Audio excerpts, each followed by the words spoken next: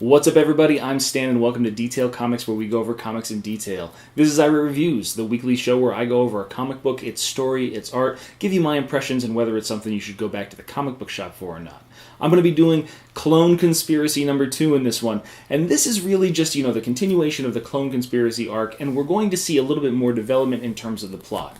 The way that everything opens up is we see a very familiar face somehow bounding around this zombified universe, which is really interesting because the last time we saw Kane was in Spider-Verse and ultimately ended up deceased, so he was no longer in the land of the living. And then we also see this kind of infectious zombie thing, so you think it's like a parallel universe where ultimately, maybe it's a Marvel Zombies take or something like that. But then we see Kane waking up, and then there's this insinuation that there is a new partner for the Scarlett Spider. But with that out of the way, we dive back into New U, where Spider-Man is currently in conflict with Dr. Octopus, and the Jackal is now on the scene. But given his new authority over these Marvel villains, he really just orders him to, cease and desist. We want to bring Spider-Man in on this. So essentially, he gets the guided tour. You've got Gwen Stacy, you've got the Jackal, you've got, Dr. Octopus, you've got the Rhino, you've got Electro, and he's giving Spider-Man the grand tour of the New U facility. So the dead giveaway from Miles Warren was definitely the cloning technology, and Spider-Man insinuates this as clearly as possible.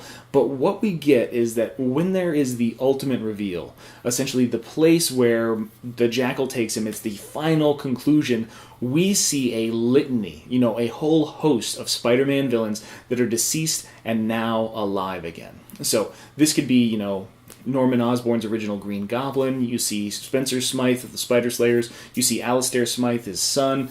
I mean, there's a bunch of people that are just in there, revived and back from the dead. And that's really disconcerting because you're like, this entire rogues gallery that you no longer had to worry about is now alive and well as long as they continue to get this kind of medication. And immediately in your head you think, okay, they're just going to find a way to bypass that altogether. Dr. Octopus is going to figure it out by the end and we're done. But that's not insinuated yet. We also have the return of Captain Stacy, Jean DeWolf. So there are not just individuals that are antagonists to Spider-Man, but definitely people that are aligned with him. And then finally, Hobie Brown comes clean about being a clone, being brought back from the dead because of his encounter with Electro. So this is one of those moments where Peter is like, this is the desecration of my memories of these particular people. And it's only disturbed by the interaction of Captain Stacy and Gwen. And that was one thing that you didn't really see coming, because this is a situation where it's just like, okay, you got a clone of Gwen Stacy, and then Captain Stacy's like, I know my own daughter, and pulls a gun on her. It's just, boom! I was just like, okay, we got a Gwen Stacy, and it's not a Gwen Stacy, and how is this going to work out? Spider-Gwen.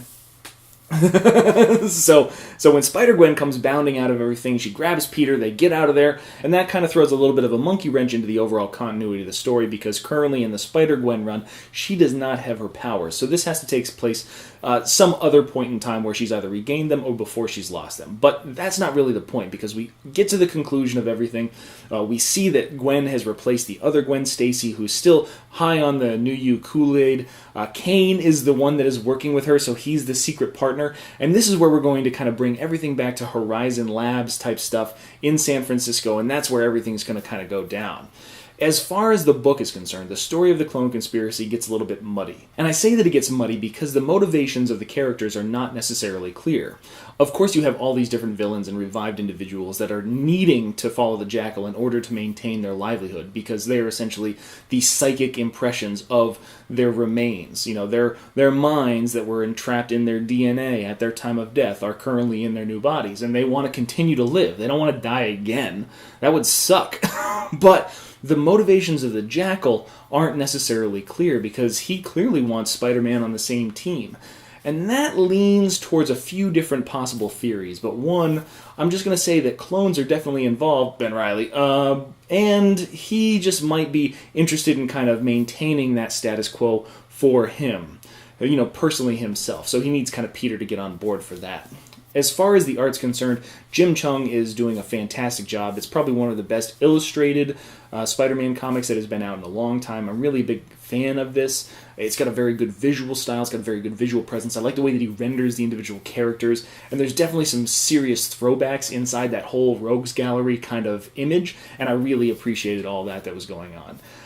Overall, Clone Conspiracy isn't necessarily the knockout that you're hoping for, but it's definitely something that's kind of building towards something. And since I've had a peek at the solicitations, darkest storyline, I don't necessarily know about that yet, but it gives us plenty of time to figure that out.